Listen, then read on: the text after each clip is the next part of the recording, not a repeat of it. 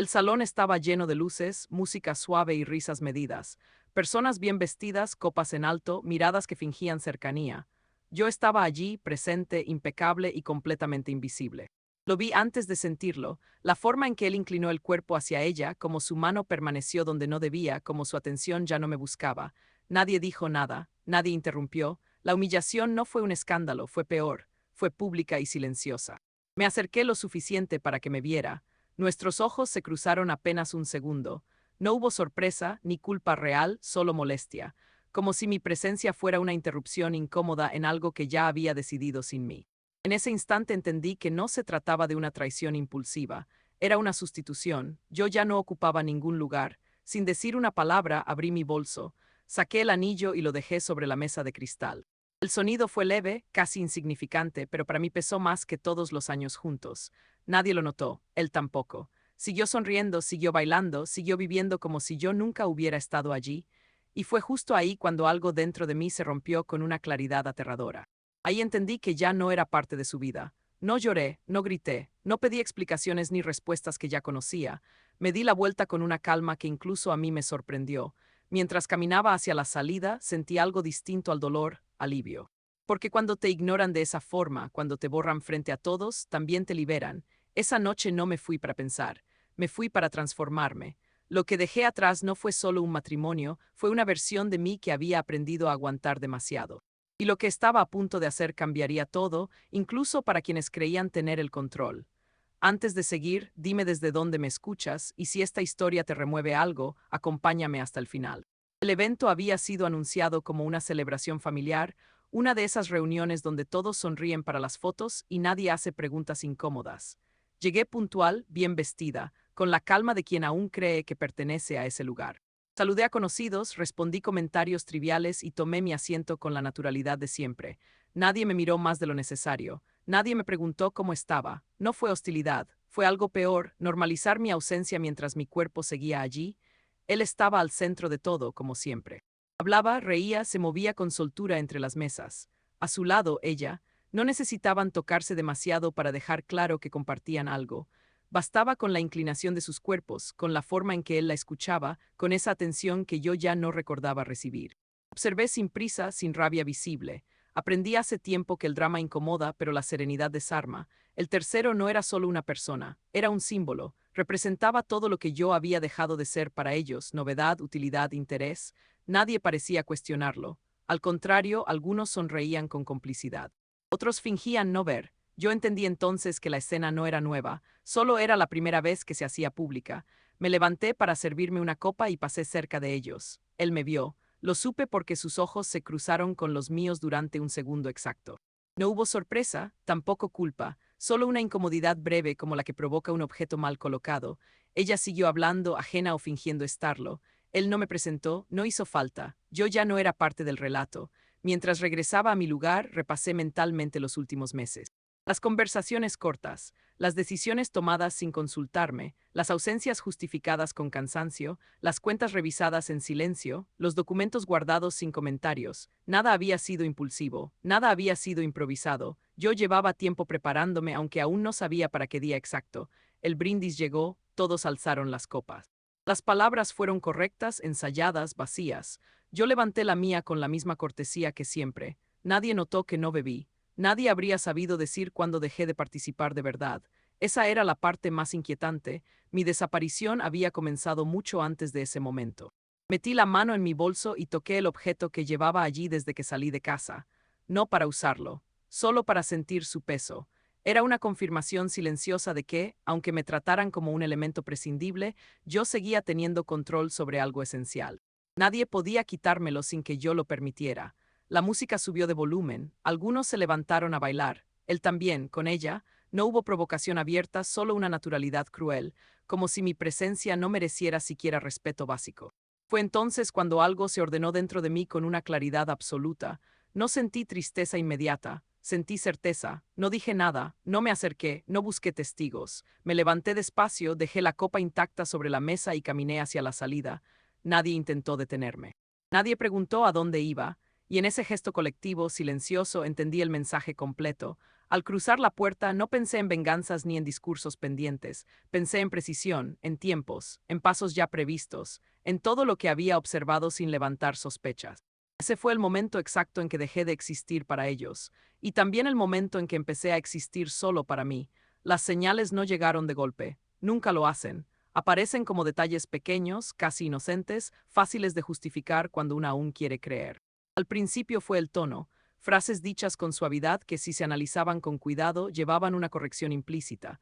Déjalo, yo me encargo, no hace falta que opines, luego lo vemos, nada abiertamente cruel, nada que pudiera señalarse sin parecer exagerada, y así empecé a callar. Después vino la minimización, comentarios sobre mis ideas presentados como bromas, mis logros resumidos en una frase rápida antes de cambiar de tema, mi cansancio tratado como dramatismo. Yo misma aprendí a reírme de eso, a restarle importancia, a decirme que era normal, que todas las relaciones pasan por etapas. Cedí espacio pensando que era temporal, no lo fue, el control llegó disfrazado de cuidado, te veo distraída, quizá estás muy sensible, confía en mí, yo resuelvo. Yo acepté esa narrativa porque era más cómoda que enfrentar la alternativa, confiar parecía un acto de amor. Cuestionar, en cambio, se sentía como traición. Así fui delegando decisiones pequeñas, luego medianas, hasta que un día me descubrí pidiendo permiso para cosas que antes decidía sola. Mi identidad empezó a comprimirse sin que lo notara. Dejé de opinar en público para evitar silencios incómodos. Dejé de insistir para no parecer conflictiva. Dejé de nombrar lo que me dolía porque siempre había una explicación lógica que lo neutralizaba. Me convertí en alguien funcional, adaptable, invisible, no por imposición directa, sino por entrenamiento constante. Recuerdo una escena con claridad incómoda. Estábamos en una comida con amigos. Alguien me preguntó algo sencillo, una opinión. Yo abrí la boca para responder y él habló antes. Respondió por mí, nadie se sorprendió, yo tampoco. Esa fue la parte más grave. Había normalizado mi desplazamiento. Creía que tenía una relación sólida, una vida compartida, una historia construida con cuidado. Lo que en realidad tenía era una versión reducida de mí misma ocupando un lugar cada vez más estrecho. Confundí estabilidad con silencio, confundí paz con ausencia de conflicto, confundí amor con costumbre. El descubrimiento no fue emocional, fue técnico, frío. Una noche revisé documentos sin una intención clara, solo siguiendo una incomodidad que ya no podía ignorar. Cuentas que no cuadraban, movimientos repetidos, firmas que yo no recordaba haber puesto. Al principio pensé que era un error, luego pensé que yo había olvidado, después dejé de mentirme. No enfrenté nada de inmediato. Observé, comparé fechas, guardé copias, escuché conversaciones con atención quirúrgica, no buscaba pruebas para acusar, buscaba entender, y lo entendí demasiado bien, no era solo desamor, era deslealtad estructural, mentiras sostenidas en el tiempo. Decisiones tomadas asumiendo que yo no preguntaría o que, si lo hacía, no insistiría. Ese fue el momento en que algo cambió dentro de mí. No exploté, no lloré, me volví metódica. Empecé a preparar escenarios posibles mientras seguía actuando como siempre. Sonreía, asentía, cumplía. Nadie notó la diferencia porque, desde fuera, yo siempre había sido eso. Mirando hacia atrás, lo más difícil no es aceptar lo que me hicieron, es aceptar lo que permití, no por debilidad, sino por miedo a perder una versión de vida que ya estaba vacía. Yo misma fui retirando piezas de mí para sostener algo que no se sostenía solo, no fui ingenua, fui paciente con el error equivocado, creí que el amor compensaba la falta de respeto, creí que adaptarme era madurez, creí que callar evitaba rupturas. Hoy sé que estaba entrenándolos para borrarme. Si hay algo que me reprocho no es haber confiado, es haber ignorado mi incomodidad tanto tiempo, no por ellos, por mí, porque ninguna mentira ajena habría funcionado sin mi colaboración silenciosa. El plan no nació de la rabia, nació del silencio. De esa calma extraña que aparece cuando una deja de esperar que el otro cambie y empieza a aceptar que la única variable que controla es a sí misma. No escribí nada en papel, no dejé notas, no hice llamadas desde casa. Todo empezó con una lista mental que repetía mientras aparentaba normalidad. Primero fueron los documentos, actas, identificaciones, contratos antiguos, copias de escrituras. No los tomé todos de una vez, habría sido sospechoso. Cada semana sacaba uno como quien ordena sin prisa. Los escaneaba, los subía a una nube que no llevaba mi nombre y los devolvía a su lugar. Nadie nota lo que siempre ha estado ahí, esa fue la ventaja. El dinero vino después, no grandes cantidades, movimientos pequeños, casi invisibles. Transferencias justificables, retiros normales, gastos que podían explicarse como rutina. Abrí una cuenta que no figuraba en nuestros acuerdos habituales y la alimenté con paciencia. No era un fondo de huida, era un fondo de continuidad. lo suficiente para no depender, no tanto como para levantar alarmas. Busqué respaldo legal sin dramatismo, una consulta presentada como preventiva. Solo quiero entender escenarios, dije, y eso hice, entender qué pasaba si me iba, qué pasaba si me quedaba, qué podía reclamar, qué debía proteger. No pedí consejos emocionales, pedí claridad. La claridad es una forma de poder silencioso. Hubo un aliado, pero no apareció como salvador. Fue alguien que ya estaba en mi vida desde antes, alguien que me conocía sin la versión que había aprendido a interpretar. Una amistad antigua, técnica, práctica. No preguntó demasiado, escuchó lo justo, entendió más de lo que dije. Me ayudó con lo que sabía hacer, sistemas, rastros, prevención, nada ilegal, nada impulsivo, precisión. Cada paso tenía un motivo y una salida alternativa. Si algo fallaba, había otra ruta. Si una cuenta se bloqueaba, existía otra. Si una puerta se cerraba, no me quedaba parada golpeando. Aprendí a no enamorarme de un solo plan. La rigidez es un lujo que solo puede darse quien no está en riesgo. Mientras tanto, seguí siendo la misma hacia afuera. Eso fue lo más difícil y lo más efectivo. Sonreír, asentir, participar, hacer planes que sabía que no cumpliría. No porque quisiera engañar, sino porque necesitaba tiempo. El tiempo, cuando se usa bien, cambia el balance de poder. No buscaba venganza, nunca lo hice. La venganza exige contacto, explicaciones, escenas. Yo buscaba lo contrario, desaparecer de la ecuación emocional sin desaparecer del todo, sobrevivir sin ruido, salir intacta. Que el final no fuera un espectáculo, sino un corte limpio. Hubo detalles logísticos que cuidé con obsesión tranquila, rutas habituales que dejé de usar semanas antes, cambios mínimos en horarios, dispositivos separados para funciones distintas, nada de improvisar, nada de confiar en la suerte. La suerte no protege a nadie. La preparación sí. Recuerdo una noche específica. Estaba sentada en la sala con la televisión encendida sin volumen, revisando por última vez una carpeta digital. Todo estaba en orden, accesos verificados, respaldos duplicados, contactos avisados solo de lo indispensable. En ese momento no sentí miedo. Sentí algo más peligroso, alivio, porque entendí que ya no dependía de una reacción ajena para salvarme. Me di cuenta de que, incluso si él nunca hacía nada más, incluso si el evento detonante no llegaba pronto, yo ya no estaba atrapada. El plan no era solo una salida, era una recuperación interna. Saber que podía irme cuando quisiera me devolvió algo que había perdido sin notarlo, el control de mi propia narrativa. No hubo dramatismo, no hubo lágrimas sobre papeles, hubo método, hubo paciencia. Hubo una aceptación incómoda pero clara, nadie iba a cuidarme mejor que yo misma, y eso no era una tragedia, era una realidad adulta. Cuando cerré la última pestaña en la pantalla y apagué el dispositivo, supe que el plan estaba completo, no perfecto pero suficiente, no elegante pero sólido. Ya no hacía falta añadir nada más. Lo único que faltaba no estaba en mis manos, faltaba el momento, y ese tarde o temprano siempre llega. No me fui corriendo, eso habría sido admitir miedo. Me fui caminando, con el mismo ritmo con el que había aprendido a moverme durante años, sin llamar la atención. El evento seguía ocurriendo a mis espaldas, las luces, las voces, las risas ajenas que ya no me incluían. Nadie notó el momento exacto en que dejé de estar ahí. Y esa fue la confirmación más clara de todo. La noche estaba tibia. El aire olía a asfalto reciente y a flores decorativas colocadas solo para aparentar elegancia. Subí al auto que había elegido con semanas de anticipación, uno que no asociaban conmigo, estacionado donde nadie miraba dos veces. Al cerrar la puerta, no sentí alivio inmediato. Sentí una presión en el pecho, como si el cuerpo todavía no entendiera que ya podía soltar. Arranqué sin prisa. Las decisiones importantes no necesitan velocidad. El trayecto estaba calculado. Calles secundarias, semáforos largos, ningún impulso de mirar atrás. La ciudad de noche es honesta, muestra lo que queda cuando se apagan las fachadas. Pasé por lugares que conocía demasiado bien y otros que nunca había visto, y por primera vez ambos me parecieron neutrales. Ni hogar ni amenaza, solo tránsito.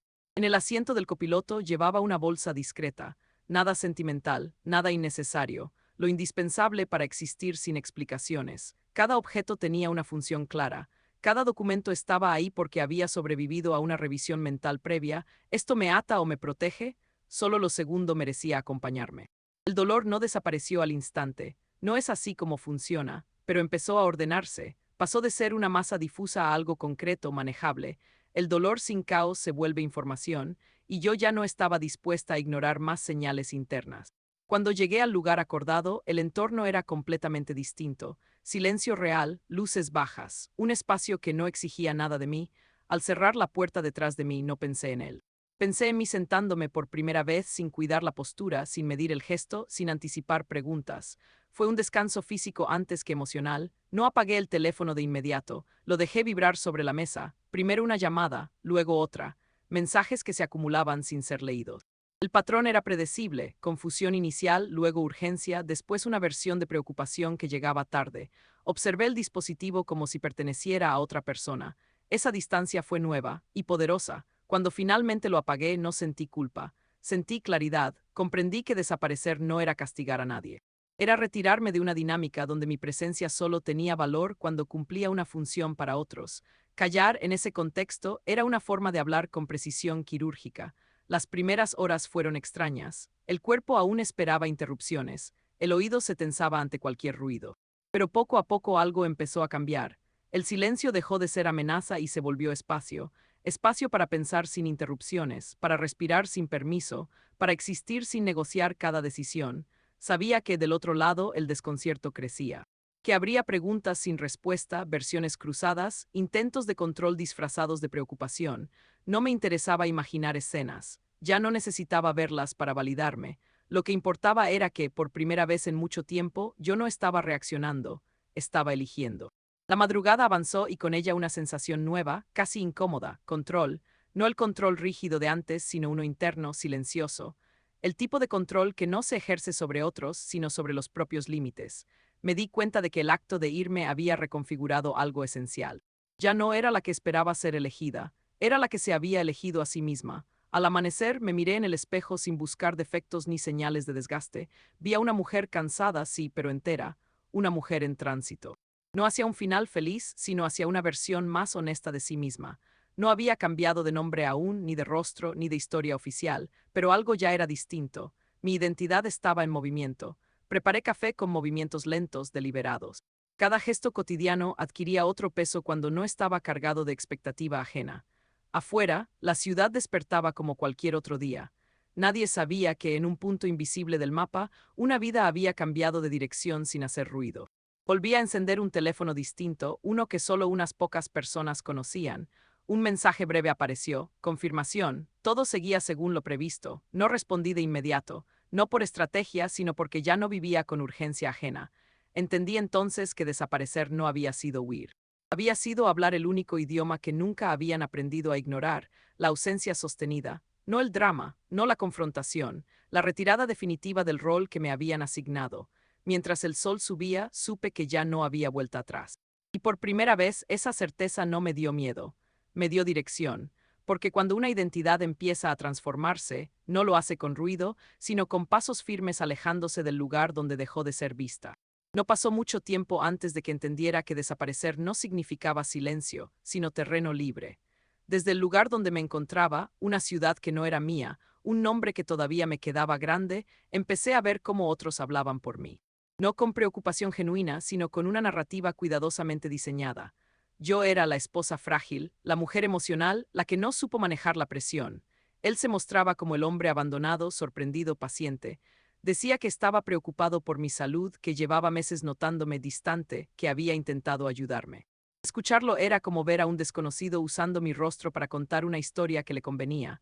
No hice nada al principio, no por miedo, sino por estrategia. Observé. Leí notas, escuché audios que amigos me reenviaban, vi entrevistas donde hablaba de mí con una voz suave, casi compasiva. Cada palabra estaba medida, cada gesto ensayado. Decía que me amaba, que solo quería saber si estaba bien, y al mismo tiempo dejaba caer dudas, insinuaciones, preguntas abiertas sobre mi estabilidad emocional.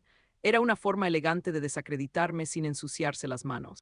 Yo miraba todo con una calma nueva, casi clínica, como quien analiza un patrón que ya reconoce. Entonces apareció algo peor. No fue una frase ni una entrevista, fue un documento, una captura, un registro que llegó a mí por un canal que él creía cerrado.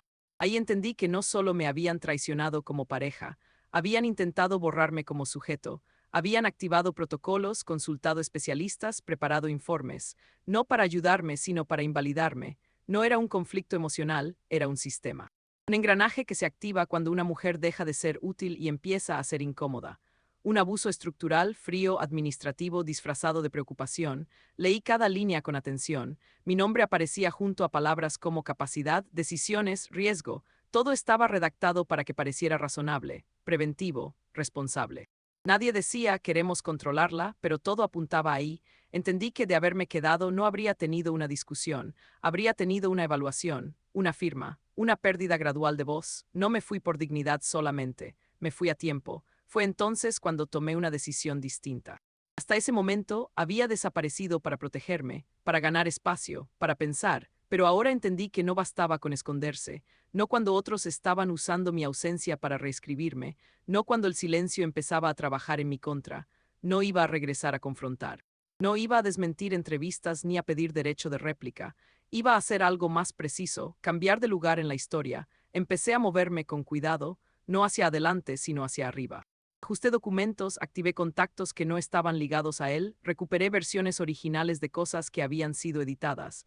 No publiqué nada, no respondí, solo reposicioné piezas. Donde antes yo era la que se fue, ahora empezaba a ser la que no estaba obligada a quedarse. Donde antes había dudas sobre mi estado, ahora había registros claros de decisiones tomadas con plena conciencia. No necesitaba convencer al mundo, solo asegurarme de que, cuando llegara el momento, mi versión no pudiera ser descartada. Él seguía hablando, seguía mostrando preocupación, pero algo empezó a cambiar. Sus frases se volvieron más defensivas, sus explicaciones más largas. Ya no decía solo que me extrañaba, sino que nunca pensó que yo fuera capaz de algo así. Esa frase lo delataba, porque desaparecer no era el problema. Lo insoportable era que lo hubiera hecho sin pedir permiso. Que hubiera actuado fuera de su guión. Yo observaba ese desgaste con una mezcla de claridad y distancia. No había satisfacción, había confirmación, el giro no fue público, no hubo un momento espectacular, fue interno. Yo dejé de verme como alguien que huía y empecé a verme como alguien que se había movido. Dejé de preguntarme cómo me estaban describiendo y empecé a preguntarme dónde quería estar cuando esa historia se agotara, porque se agota, siempre lo hace. Las narrativas falsas necesitan atención constante. Las verdaderas no. Esa noche cerré la computadora después de leer el último artículo que hablaba de mí como un misterio. Apagué el teléfono nuevo. Me senté en silencio y pensé algo que me dio una calma firme, distinta a la de antes. No voy a volver para defenderme. Voy a volver cuando yo quiera para existir en otro lugar. Y cuando intenten buscarme en la versión que inventaron, no me van a encontrar, porque ya no estoy ahí. Volví a aparecer sin anunciarme y sin pedir permiso, en un lugar donde nadie esperaba verme y, sobre todo, en una forma que no podían descalificar. No regresé como esposa, ni como versión corregida de la mujer que se había ido. Regresé como alguien con nombre propio, con funciones claras y con una presencia imposible de reducir a un rumor. Mi reaparición no fue emocional, fue profesional, y por eso dolió más. Todo estaba en regla. Cada documento, cada firma, cada paso. No había huecos que pudieran llamarse impulsos ni decisiones que parecieran producto de una crisis. Yo misma me había asegurado de eso. Había esperado el momento exacto, el punto en el que mi ausencia ya no podía ser usada para construir teorías, pero mi regreso todavía podía alterar el tablero. No entré a su vida, entré a un espacio público donde él ya no tenía control absoluto, y ahí, frente a personas que importaban, dejé de ser una historia y me convertí en un hecho. Él fue el último en darse cuenta. Me vio desde lejos, primero con duda, luego con una incredulidad que intentó disimular. Su rostro pasó por varias capas en segundos, sorpresa, cálculo, negación. Yo no lo miré de inmediato, no por orgullo, sino por enfoque. Estaba ahí por algo concreto y no iba a desviarme. Cuando finalmente crucé su campo visual, ya era tarde para cualquier gesto de superioridad. Yo no estaba improvisando, él sí, no dije nada innecesario. No expliqué mi ausencia ni respondí a la narrativa que había construido, no mencioné rumores ni aclaré malentendidos, simplemente hice lo que había ido a hacer. Presenté lo que correspondía presentar, respondí cuando me hablaron, firmé donde debía firmar, todo lo que hice estaba respaldado, registrado, validado por terceros. No había espacio para interpretaciones emocionales. Eso fue lo que lo desarmó, porque no podía desacreditar lo que no dependía de su opinión. El ambiente cambió de forma casi imperceptible. Las miradas que antes lo buscaban a él empezaron a dividirse. Las preguntas dejaron de dirigirse solo a su versión. Yo no tenía que competir. Bastaba con existir ahí, tranquila, segura, sin rastro de urgencia. Él empezó a perder terreno sin que nadie tuviera que quitárselo. La autoridad no se le cayó de golpe, se le fue diluyendo, y eso es lo más difícil de recuperar. Después vinieron los silencios incómodos, las frases cortadas, los intentos de acercamiento que no se concretaron. Yo no lo evité ni lo enfrenté. Simplemente no lo prioricé. En algún punto entendí que la verdadera inversión de poder no estaba en mirarlo a los ojos y decir algo contundente, sino en no necesitar hacerlo. Él quería una reacción que confirmara que todavía tenía un lugar en mi sistema. No se la di. Más tarde, cuando por fin habló, fue con un tono que no reconocí de inmediato. No era el de siempre, no era seguro ni condescendiente, era un tono de ajuste. Me dijo algo neutro, casi administrativo, como si intentara encajarme en una casilla conocida. Yo lo escuché con atención, sin interrumpir. Cuando terminó, respondí con una frase corta, sin carga emocional, sin reproche. Una frase que no atacaba, pero tampoco abría puertas. Lo que yo hago ahora no requiere tu aprobación. No levanté la voz, no sonreí, no esperé respuesta. Esa frase no era para convencerlo, era para cerrar un marco, y él lo entendió, porque no intentó replicar. Solo asintió, como quien recibe una información que no le gusta pero no puede discutir. En ese instante supe que la relación de poder había cambiado de forma definitiva. No porque yo hubiera ganado algo sobre él, sino porque él había dejado de tener acceso a mí. Me fui poco después, sin despedidas teatrales ni salidas calculadas. No necesitaba marcar territorio, ya lo había hecho. Afuera, al caminar sola, sentí algo que no había sentido cuando desaparecí, no alivio, no euforia, sino estabilidad. La sensación de estar exactamente donde debía estar, sin deuda emocional ni necesidad de justificar mi lugar. Esa fue la mujer que no esperaban, no la que vuelve para explicar, ni la que regresa para reclamar. La que reaparece completa, intacta, y se mueve como si nunca hubiera perdido el rumbo, porque no lo había perdido, solo había cambiado de dirección. No me fui para castigar a nadie ni para demostrar nada. Me fui porque quedarme significaba desaparecer poco a poco, y yo ya había aprendido cómo se siente vivir sin ocupar espacio. Las consecuencias llegaron, como siempre llegan, pero no de la forma dramática que muchos imaginan. No hubo escenas finales ni reconciliaciones forzadas. Hubo silencios legales, ajustes incómodos y verdades que ya no pudieron maquillarse. Algunas cosas se resolvieron en despachos y no en conversaciones. Papeles que antes parecían irrelevantes se volvieron decisivos. Acuerdos que se habían firmado con ligereza tuvieron que revisarse con lupa. No gané todo ni perdí todo. Gané lo justo, claridad, autonomía y la posibilidad de decidir sin pedir permiso. Él perdió algo más difícil de recuperar, el control del relato, y eso, para alguien acostumbrado a dirigir la versión oficial, pesa más que cualquier sanción. Socialmente, el impacto fue desigual. Hubo quienes creyeron su historia hasta el final porque era más cómoda. Otros empezaron a hacer preguntas cuando las piezas dejaron de encajar. Yo no me encargué de aclarar nada. Aprendí que explicar en exceso es una forma de seguir atada. Dejé que los hechos hablaran por sí solos. Algunos vínculos se rompieron sin ruido. Otros, inesperadamente, se fortalecieron cuando dejé de fingir que todo estaba bien. Nunca busqué una reconciliación fácil porque entendí algo esencial. Volver a un lugar que te negó no es perdón, es retroceso. No cerré la puerta con rencor, la cerré con criterio. La posibilidad de una conversación futura no desapareció, pero quedó condicionada a algo que no se puede improvisar, responsabilidad real, no disculpas cómodas ni culpas compartidas, sino la capacidad de nombrar lo que se hizo sin suavizarlo. Hasta hoy, eso no ha ocurrido. Mi nueva vida no es perfecta ni cinematográfica, es concreta. Trabajo, horarios, decisiones pequeñas que antes no me pertenecían. Hay días tranquilos y otros incómodos.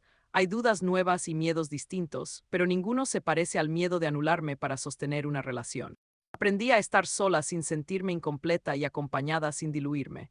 Recuperé amistades que no exigían versiones reducidas de mí y construí rutinas que no giran alrededor de nadie más. No todo fue ganancia inmediata. Hubo noches de cansancio, momentos de nostalgia que no idealizan el pasado, pero sí reconocen el tiempo invertido. No reniego de quien fui. Esa mujer hizo lo mejor que pudo con la información que tenía. La diferencia es que hoy no me traiciono para sostener una estructura que me borra. Hoy elijo con los ojos abiertos, incluso cuando elegir implica incomodidad. Con el tiempo entendí que irme no fue un acto de huida, sino de afirmación. No me fui porque no aguanté, me fui porque entendí. Porque la dignidad no se negocia, no se posterga y no se mendiga. Se ejerce, y a veces ejercerla implica caminar sola durante un tramo largo. Si algo aprendí es esto: la identidad no se pierde de golpe, se desgasta cuando te quedas donde ya no te ven. Irme fue elegirme. Elegir no desaparecer para que otros estén cómodos. Elegir no encogerme para que alguien más se sienta grande. Y ahora te pregunto a ti, con honestidad, si estuvieras en mi lugar, ¿habrías perdonado, puesto límites o cerrado la puerta para siempre? Cuéntame también desde qué ciudad me estás escuchando.